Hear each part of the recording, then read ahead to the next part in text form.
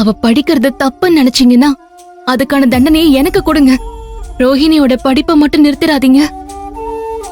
என்ன பேசுற ஆதர? நீ என்ன புரிஞ்சு வச்சுக்கிறது இவ்வளவுதானா? நான் சிக்கனவாதி கஞ்சன்லாம் ஒண்ணும் கிடையாது ஆதர. ரெண்டுக்கும் நிறைய வித்தியாசம் இருக்கு. நான் தேவைக்கு செலவு பண்ணுவேன், ஆனா தேவையில்லாததுக்கு செலவு பண்ணவே மாட்டேன். பொண்ணுங்களுக்கு படிப்பு தேவைன்னு எனக்கு தெரியாதா? நானும் படிச்சவன் தானே. நான் ஒரு கவர்மெண்ட் ஆபீசர் தானே.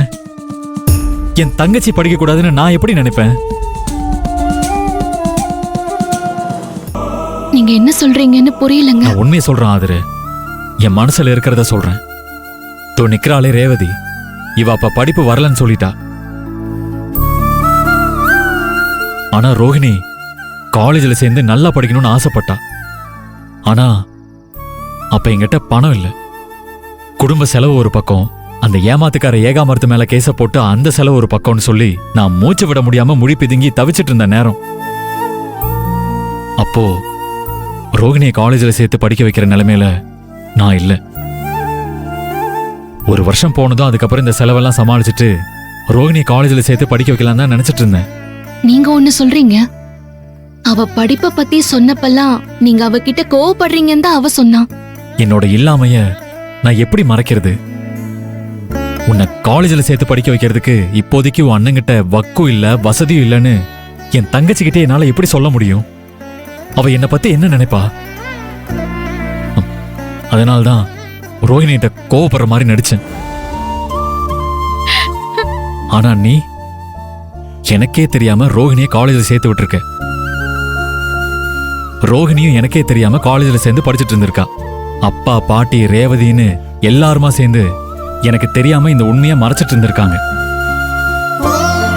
ஆக மொத்தம் நீங்க எல்லாரும் நல்லவங்களாயி என்ன வில்லனாக்கிட்டீங்கல்ல? அத நினைச்சாதான் எனக்கு ரொம்ப வருத்தமா இருக்கு. ஐயோ, அப்படிலாம் எதுவும் இல்லைங்க.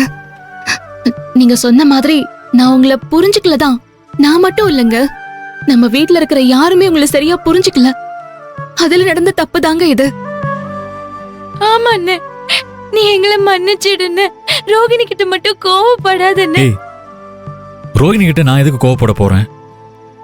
இந்த வயசுல காதல் அது இதுன்னு போகாம என் தங்கச்சி படிக்கணும்னு தானே ஆசைப்படுறா. அதுக்காக நான் அவகிட்ட கோவப்பட்டா என்னை விட முட்டாள் வேற யாருமே இருக்க முடியாது. இப்ப கூட நான் ரோஹிணியோட கையை உதறிட்டு வந்தது அவ மேல இருக்கிற கோவத்துல இல்ல, என் மேல இருக்கிற கோவத்துல தான். நம்ம அண்ணங்கிட்ட மனசை விட்டு சொல்லலாங்கிற ஒரு அண்ணனா நான் இல்லாம போயிட்டேங்கிற வருத்தத்துல தான் நான் அங்கிருந்து வந்தேன்.